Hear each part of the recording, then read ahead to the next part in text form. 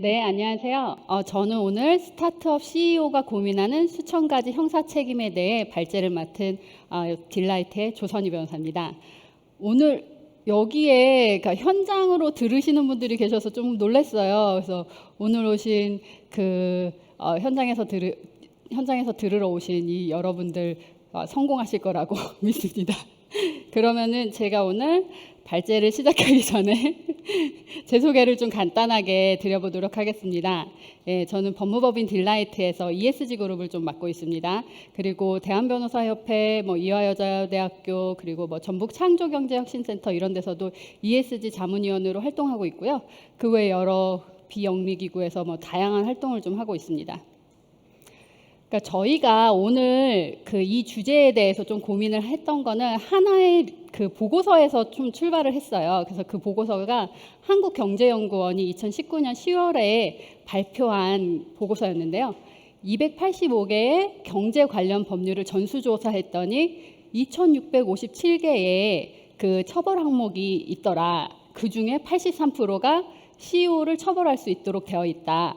이게 굉장히 놀라웠거든요. 그래서 무엇이 문제이고 어떤 부분에서 좀 주의를 해야 할지 저희가 조금 이후에 좀 찾아보도록 하겠습니다. 그래서 좀 특징이 한국경제연구원에 의하면 이 특징이 징역과 같은 인식 구속형이 86%였어요. 86%라는 게 2,200개였거든요.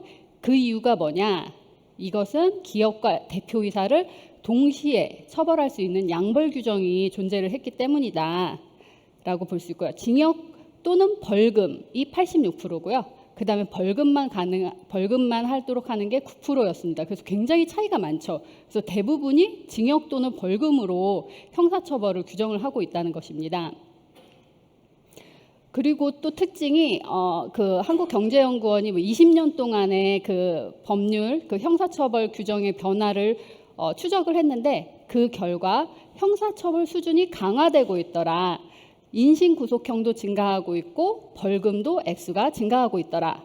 그 부분에 대해서 징역은 평균 2.7년이었는데 3년으로 늘었고 그 벌금 평균도 3,500만 원에서 지금 5,200만 원 정도로 증가했다. 근데 이게 지금 2019년 말 기준이잖아요.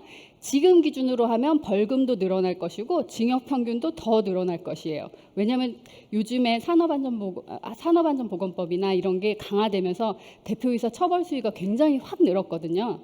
그래서 뒤에서 말씀드리겠습니다.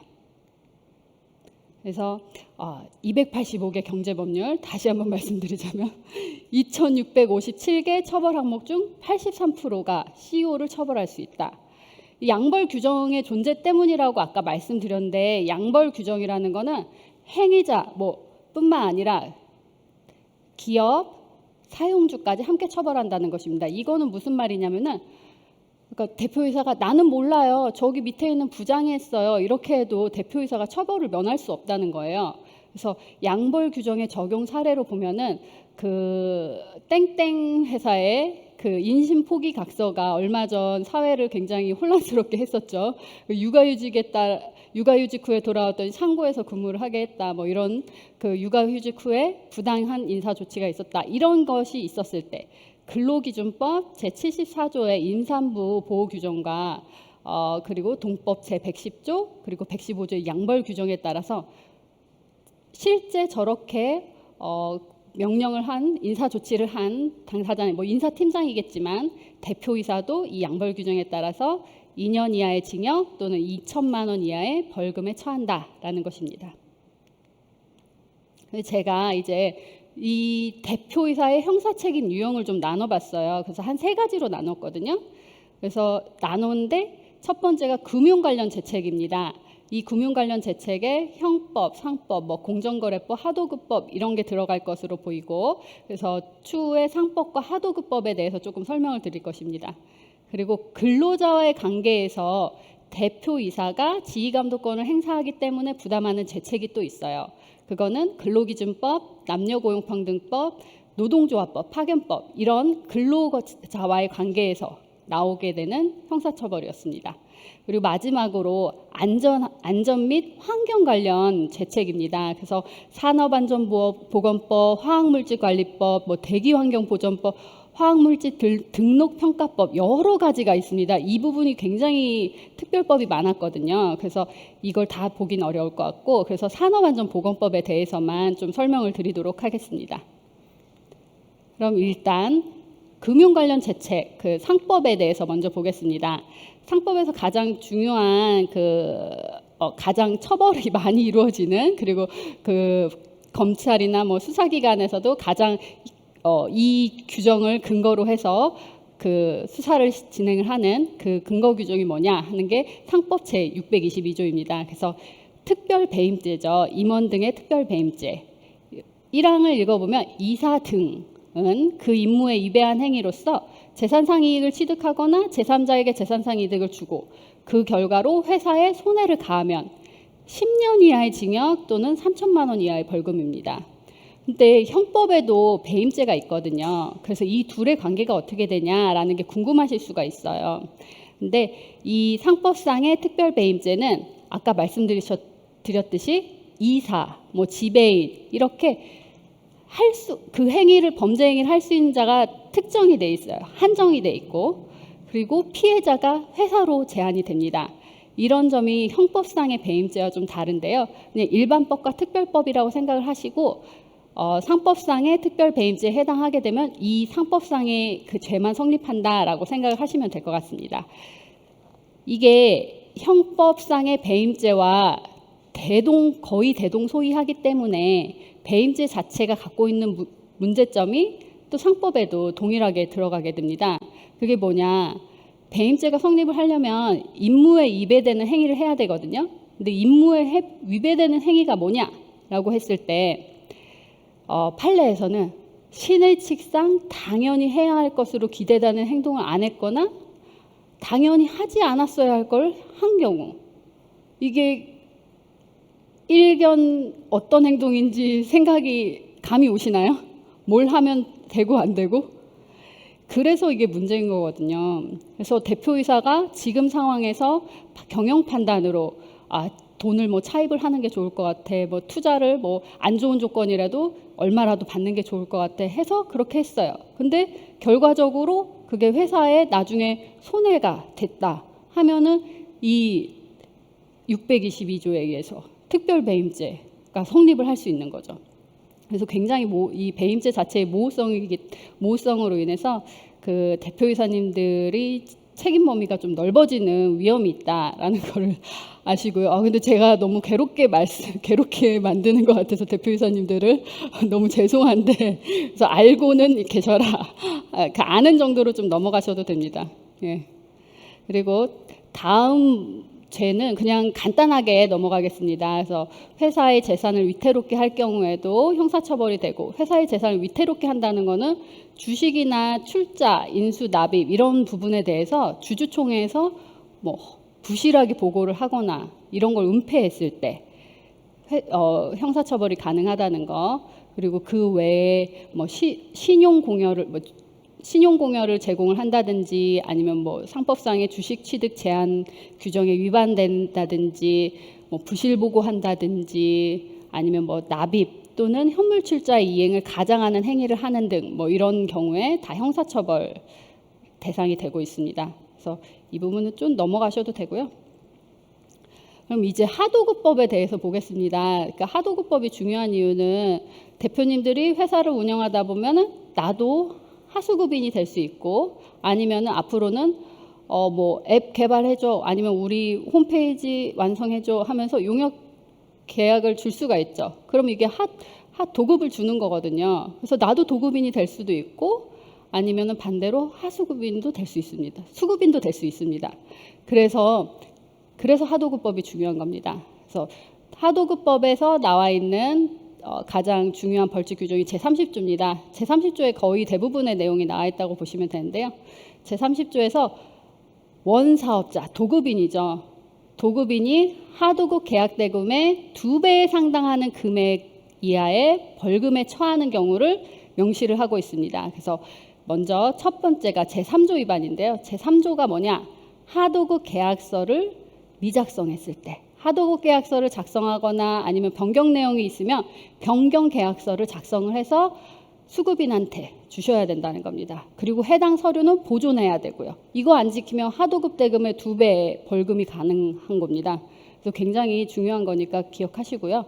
그리고 3조의 4는 도급인이 수급인의 이익을 부당하게 침해하는 내용의 계약 조건을 설정하거나 이런 것도 금지되는 것입니다. 그리고 제4조 일반적으로 지급되는 대가보다 낮은 수준으로 하도급 대금을 결정하거나 하도급 받도록 강요해서도 안 된다. 그래서 부당한 하도급 대금의 결정의 금지 의무이고요. 그리고 그 외에 물품 등을 구매하도록 강제해서는 안 된다. 당연히 당연한 내용이니까 읽어보시면은 아실 것 같습니다. 그리고 좀 중요한 게 제6조입니다. 그래서 도급인한테 선급금 지급 의무가 있습니다. 그래서 발주자, 원사업자, 수급사업자 이렇게 3단계의 관계일 때 2단계의 하도급이 이루어진 거죠. 이랬을 때 원사업자가 발주자로부터 그러니까 선급금을 받았다 하면 선급금을 받은 날로부터 15일 이내에 선급금을 지급을 하셔야 됩니다. 동일하게. 만약 어길 경우에는 형사처벌 대상도 되고 그리고 미지급한 기간 동안에 연체금리 이자 부담해야 하는 책임도 부과됩니다. 예, 그리고 제9조는 검사 기준 방법의 시기와 관련된 건데요. 제조 위탁이나 건설 위탁의 경우에만 해당이 되는 건데 여기는 건설 위탁은 없으실 수도 있지만 물품에 대해서 뭔가를 완성해 주세요. 우리 생산품 이렇게 만들어 주세요 하는 걸 제조 위탁이라고 하거든요. 그래서 제조 위탁에 대해서 물건을 만들어 왔어요 하고 받았을 때 그거를 결과에 대해서 이거는 통과한 거다 아니면은 뭔가 수정이 필요하다 아니면 내가 원하는 스펙대로 안 됐다라는 그런 검사 결과를 통지를 해야 되는데 법률상으로는 10일 내에 반드시 통지를 하셔야 됩니다. 만약에 10일 내에 통지를 하지 않으면은 그 검사 결과가 그냥 자동으로 통과한 걸로 합격한 걸로 이렇게 법률상 규정이 되어 있습니다. 그리고 제10조는 부당한 반품 금지입니다. 그래서 그럼 부당한 반품이 뭐냐라는 게 문제가 될 수 있는데요. 도급인이 자신의 거래 상대방으로부터 발주가 취소됐어. 그래서 나는 이게 갑자기 필요가 없네. 그러면서 반품해줘라고 하는 거 안 된다는 것이고요.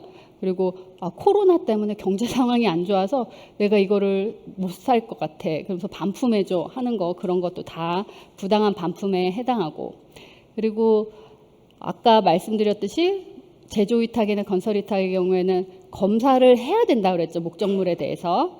근데 그 목적물에 대해서 검사를 할 때 방법을 이상하게 해서 그 불합격으로 판정하는 경우 이런 것도 부당한 반품에 해당하고요. 혹은 목적물이 불합격했어요. 근데 그 불합격한데 원사업자의 귀책이 있는 경우도 부당한 반품에 해당합니다. 그래서 원사업자가 공급한 원재료가 불량품이었다라거나 원사업자가 원재료를 너무 늦게 줬다. 그래서 납기를 맞출 수가 없었다. 이런 것도 부당한 반품에 해당합니다. 그러니까 만약에 내가 수급인으로서 이런 일을 당하면은 여러분들이 경찰서에 고소를 하실 수도 있는 겁니다. 그리고 하나의 이게 여러분들의 수단이 될 수 있는 거죠. 그럼 이제 근로자와의 관계에서 부담하는 재책에 대해서 보겠습니다. 이것은 사용자의 근로자에 대한 지휘감독권에서 나오는 건데요. 근로기준법에 대해서만 좀 먼저 보겠습니다. 그래서 근로기준법에서는 115조에 양벌 규정을 두고 있는데 행위자를 벌하는 외에 그 사업주에게도 해당 조문의 벌금형을 과한다라고 해서 양벌 규정임을 명시를 하고 있습니다. 그리고 그 대표적인 예로 107조가 있는데 107조에서는 해고 등 제한 규정을 위반해서 만약에 산전 산후 여성이 휴업한 기간 동안에 이 여성을 해고를 했다 하면은 23조 2항 위반이거든요. 그랬을 때 107조에 따라서 그렇게 인사조치한 인사팀장뿐만 아니라 대표이사도 5년 이하의 징역 또는 5천만 원 이하의 벌금에 처할 수 있게 됩니다. 그리고 109조가 좀 중요한데요. 왜냐하면 109조에서는 이렇게 2항을 보시면은 피해자의 명시적인 의사와 다르게 공소를 제기할 수 없다라고 되어 있습니다. 이런 거를 반의사 불벌죄라고 해요. 그래서 36조, 44조, 44조 2 이렇게 나열이 돼 있는데 이런 거를 위반해서 형사 고소를 당했을 때에는 어떻게 하셔야 되냐? 반드시 그러니까 형사 처벌 받기 싫으시면은 반드시 피해자와 합의를 하셔야 됩니다. 합의를 하시면 고소가 들어왔어도 나는 처벌을 받지 않게 돼요. 그래서 피해자인 근로자와 합의를 하시는 게 먼저 하셔야 할 스텝이고, 그렇기 때문에 내가 지금 고소를 당한 죄명이 여기 109조 2항에 해당하는지를 먼저 좀 체크를 하셔야 됩니다. 그래서 반의사 불벌죄에 대해서 반의사 불벌죄로 기재되어 있는 거에 대해서 좀 보면요. 제36조 금품청산이 있어요. 이게 무슨 말이냐. 그러니까 예를 들어서 퇴직금은 퇴직일로부터 14일 이내에 지급해야지만 적법한 것입니다. 이 기간 동안에 미지급하면은 근로자가 또 고소를 할 수가 있어요. 근데 별도의 합의가 있다면 근로계약서에 30일 이내에 지급한다, 언제 지급한다 이런 게 있으면 그 합의에 따라서 해결을 할 수 있지만 이 근로계약서에 이런 부분에 대해서 내용이 없다면 그러니까 이 근로기준법에 따라서 14일 이내에 반드시 지급을 하셔야 됩니다. 43조의 임금 지급 비슷한 내용이고요. 그리고 또 특이한 게 제44조와 제44조의입니다. 그래서 아까도 말씀드렸듯이 여러분들도 얼마든지 도급인이 될 수 있고 수급인도 될 수 있고 그렇다고 했잖아요. 근데 제44조에서는 도급 사업에 대한 임금 지급에 대해서 연대 책임을 규정을 하고 있습니다. 그래서 도급인, 수급인 관계, 도급인, 수급인, 하수급인 관계 이렇게 2단계 재하 도급이 이루어졌을 때 누가 책임을 지냐? 이 수급인 아니면은 밑에 있는 하수급인의 소속 근로자의 임금을 누가 지급을 해야 되냐? 그 윗단계인 도급인 또는 하수급인이 있을 때는 수급인 이런 사람들이 지는 경우가 있다는 겁니다. 그때는 예외적인 경우긴 하죠. 그거는 도급인의 귀책 사유로 수급인이 그의 근로자에게 임금을 지급하지 못했을 때, 밑에 관계에서는 수급인의 귀책 사유로 하수급인이 그의 근로자에게 임금을 지급하지 못했을 때에는 그 상위 도급인이 임금에 대해서 연대하여 부담할 책임을 진다라는 거 기억하시고요. 이게 중요한 이유는 44조 2와의 관계에서입니다. 44조 2에서는 건설업에 대해서는 특칙을 두고 있어요. 그래서 건설업에서는 도급인에게 귀책이 있든 없든 수급인 또는 하수급인의 그 소속 근로자에 대한 임금 미지급, 퇴직금 미지급 이런 게 발생을 하면 무조건 연대 책임을 지게 돼 있습니다. 그래서 이 자기가 도급인인지 수급인인지 이 44조 2에서 건설업과 관련돼서는 굉장히 그 다툼의 여지가 있거든요. 그래서 조심하시고, 여기까지가 제가 말씀드렸던 반의사 불벌죄와 관련돼서 피해자와 합의하면 처벌을 면할 수 있는 것이었습니다. 근데 이제는 피해자와 합의해도 처벌을 면할 수 없는 그런 형사처벌에 대해서 볼 건데, 대표적으로 직장 내 괴롭힘에 대해서 말씀을 드리겠습니다. 이거는 작년에 제가 대전시청 관련돼서 진행한 직장 내 괴롭힘 사건 관련해서 진행한 기자회견이었고요. 제가 진행한 사건은 좀 굉장히 전국적으로 유명해서 대통령도 전 대통령님도 말씀을 하셨을 정도로, 그래서 결과적으로는 공무원 관련돼서 갑질을 금지하는 공무원 행동강령 같은 것도 개정이 됐고 공무원 관련법도 개정이 되는 그런 결과를 가져온 좀 큰 사건이었습니다. 그래서 이제 직장 내 괴롭힘과 관련된 규정을 보면요. 제76조에 의해 직장 내 괴롭힘 금지 규정이 있습니다. 여기서 포인트는 그 사용자 또는 근로자가 지위 또는 관계 등의 우위를 이용해야 된다는 것입니다. 그래서 같은 팀 내에서 같은 팀 지위가 동일한 그런 사람들끼리 사이가 아무리 안 좋다고 해도 이거는 직장 내 괴롭힘이 성립하지 않습니다. 그래서 그렇고요. 이런 직장 내 괴롭힘을 만약에 사용자가 했다 하면 사용자 혹은 사용자의 친족이 했다 했을 때는 사용자에게 1,000만 원 이하의 과태료가 부과됩니다. 그래서 사용자가 뭐 첫 회 이게 발각이 됐다 하면 첫 회에는 500만 원이고 2회 이상 적발이 됐다 하면은 1,000만 원의 과태료가 부과가 됩니다. 그러면 직장 내 괴롭힘이 발생했을 때 여러분들이 어떻게 조치를 해야 되냐, 이것도 법에 다 규정이 돼 있거든요. 그러면은 보시면 1항에서는 누구든지 이 사실을 신고할 수 있다.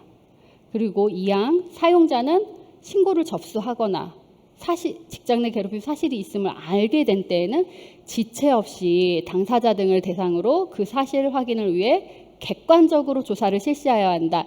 이거 관련돼서 지체 없이 회사가 움직였냐, 이 부분에 대해서 문제가 제기될 수 있습니다. 그래서 만약에 여러분의 회사에서 누군가 직장 내 괴롭힘 신고를 했을 때 그 신고자에 대해서 이메일로라도 타임라인을 좀 안내를 해주는 게 좋습니다. 그래서 오늘 신고가 접수됐고, 그러니까 논의한 후에 몇 월 며칠부터 조사에 착수하겠다, 이런 식으로라도 이메일로 그 신고자한테 보내놓는 게 나중에 그 회사의 책임을 피하기에 좋다는 것입니다. 그리고 3항에서는 조사 기간 동안 관련된 건데요. 피해 근로자가 원할 경우입니다. 근무 장소를 변경해 주든지 유급 휴가를 주든지 이런 조치를 취해야 한다는 것인데요. 만약에 피해 근로자가 원하지도 않는데 피해 근로자가 가해자랑 같이 있는 게 힘들 것 같아 이러면서 미리 그 사용자가 그 피해 근로자를 다른 데로 옮겨준다 이랬을 경우에는 불리한 처우를 한 걸로 보아서 6항에 따라서 오히려 사용자가 더 그 형사처벌을 당할 수 있는 위험이 있습니다. 그래서 이 직장 내 괴롭힘 관련돼서는 무조건 피해자의 의사에 따라서 피해자가 어떤 걸 원하는지를 물어보고서 그 진행을 하셔야 됩니다. 그리고 그 5항에 직장 내 괴롭힘 사실이 확인되면은 지체 없이 행위자에 대해서 징계 등을 해야 되고, 그리고 6항에 대해서는 신고자 그리고 피해 근로자에게 불리한 처우를 해서는 안 된다라는 것이고요. 이게 위반하면은 형사처벌 대상인 겁니다. 그리고 7항에는 조사 과정에 참여한 자들의 비밀 유지 의무가 있습니다. 이걸 요약을 해보면은 사측의 의무입니다. 사측은 신고 접수 후 즉시 조사 의무가 있고요. 괴롭힘 사실 확인 후 근무 장소 변경 등 조치 의무가 있고, 행위자에 대한 징계 등 조치 의무, 그 신고자 및 피해 근로자에게 불리한 처우를 금지할 의무, 그리고 비밀 누설 금지 의무가 있는데, 이 불리한 처우 시 3년 이하의 징역 또는 3,000만 원 이하의 벌금이고, 다른 거는 다 과태료 대상입니다. 그리고 이거는 그냥 제가 간략하게 말씀을 드리면, 이 근로기준법 관련돼서는 대부분의 규정이 강행규정이라고 보시면 됩니다. 강행규정이라는 게 뭐냐, 위반하면 무효가 되는 거예요. 그래서 그에 대한 형사처벌도, 그에 대한 그 제재도 셉니다. 그냥 단순한 벌금이 아니라 형사처벌이고 과태료가 아닌, 행정벌인 과태료가 아닌 경우가 많습니다. 그래서 근로기준법과 관련돼서는 웬만하면 지켜주시는 게 좋고요. 그리고 안전 및 환경과 관련된 대책인데, 이거는 간략하게 말씀을 드리겠습니다. 최근 산업재해와 관련돼서 처벌이 굉장히 강화되고 있고요. 아까 사진에서 보셨듯이 지방 지역에서 그 아파트 건설 현장에서 아파트 건설하다가 그러니까 동이 하나가 쭈루룩 미끄러져 내렸잖아요. 그런 것 관련돼 가지고 처벌이 굉장히 강화되고 있습니다. 그리고 대표이사 등 경영 책임자에 대한 형사 입건도 무조건 그런 사건이 발생하면 고소하고 보는 거예요. 고소 당하신다라고 생각하시면 되고, 그리고 도급인 책임이 또 확장이 되고 있습니다. 그래서 처벌 강화, 어떻게 처벌이 강화되고 있냐? 전체적으로 처벌 수준이 굉장히 상향이 됐고요. 그리고 특히 사망사고가 발생하면 합의 여부랑 상관없이 요즘에 무조건 구속영장부터 청구가 되고 있고, 그리고 유족과 합의했더라도 예전에는 벌금형으로 끝났을 거 이제는 정식 재판이 청구가 돼서 징역형을 구형이 되고 있습니다. 그래서 집행유예를 받는 게 목적이 되는 그런 상황이 발생을 하고 있죠. 그리고 대표이사에 대한 형사 입건 건수가 증가했는데 이거는 그 산업안전보건법의 14조에 대표이사의 안전 및 보건계획 수립과 이를 이사에 보고할 의무가 있는데 이 의무가 대표이사의 형사책임의 근거가 되는 규정입니다. 그래서 대표이사는 안전 및 보건계획을 적정하게 수립을 해야 되고 그 이행을 점검을 해야 되고 점검 결과를 기록으로 남겨야 된다라는 것이고요. 그리고 도급인의 책임도 확장이 되는데 산업안전보건법에서는 산업안전보건법의 특징은 도급인이 수급인의 근로자에 대해서도 자신 스스로의 본인의 근로자와 동일한 수준의 안전 및 보건 조치를 취해야 한다는 것입니다. 그래서 도급인 책임이 굉장히 강화되고 있다라는 거 보시고요. 근데 여러분들은 사실 내가 산업안전보건법이면은 왠지 큰 대기업이나 뭐 건설회사나 이런 부분에서만 적용이 될 것 같은데 내가 이것까지 신경을 써야 되나 하는 의문이 들 수 있을 것 같아요. 그래서 제가 찾아봤더니 상시 근로자 5명 미만을 사용하는 사업장의 경우에도 제4항, 그러니까 안전조치 의무, 보건조치 의무, 그리고 뭐 고객의 폭언 등으로 인한 건강장애 예방조치 등 이런 유해 위험방지 조치를 할 의무는 면제가 되지 않습니다. 그래서 여러분들도 동일하게 그 적용 대상에 해당하신다고 보면 됩니다. 그래서 이런 안전조치 의무, 보건조치 의무 이런 것을 위반했을 때에는 그래서 사망사고가 발생했을 때 포인트는 사망사고죠. 사망사고가 발생했을 때 벌칙이 7년 이하의 징역 또는 1억 원 이하의 벌금이라는 거 조금 아시고요. 그리고 뭐 이거는 읽어보시면은 아실 것 같고 네. 그래서 마무리를 좀 정리를 좀 해보겠습니다. 그래서 이렇게 지금까지 온 거 보시면 아시겠지만 대표이사의 형사 책임이 계속해서 강화되고 있습니다. 처벌 수준도 높아지고 있고요. 그래서 기업을 할 때 누가 그렇더라고요. 기업을 할 때 대표이사는 그 교도소 갈 준비가 된 사람이어야 한다. 뭐 이런 말도 할 정도로 뭐 그렇긴 한데요. 일단 그런 위험을 좀 리스크를 줄이기 위해서 근로기준법, 남녀고용평등법 이런 거는 강행 규정성을 가지고 있기 때문에 근로관계에 대한 법률에 대해서는 법 위반하지 않도록 미리미리 체크를 하시고요. 그 외에 뭐 다른 여러 사건 관련돼서 뭐 인명사고, 안전사고 이런 거를 100% 예방하기는 어렵습니다. 그래서 우리가 예방 가능한 범위 내에서 안전조치를 취하고 그리고 우리가 포커스를 둬야 할 때는 사고 발생 시의 처리 절차입니다. 어떻게 처리를 할 건지 이 매뉴얼을 좀 만드실 필요가 있다는 것입니다. 그리고 또 하나 중요한 거는 대표이사가 스타트업도 다 그런데 다 정결을 하고 있잖아요. 다 자기가 결제를 하고 있고. 근데 결제를 할 때마다 자기의 책임 그리고 이로 인해서 형사처벌 받을 수 있는 가능성이 계속 높아지고 있다고 보시면 됩니다. 그래서 대표이사도 자기가 관리 가능한 범위 내에서만 이 결제를 하도록 그 업무 시스템, 업무 분장 뭐 이런 거를 조금 정리를 내부적으로 하실 필요가 있다는 겁니다. 그래서 오늘 제가 준비한 내용은 여기까지고요.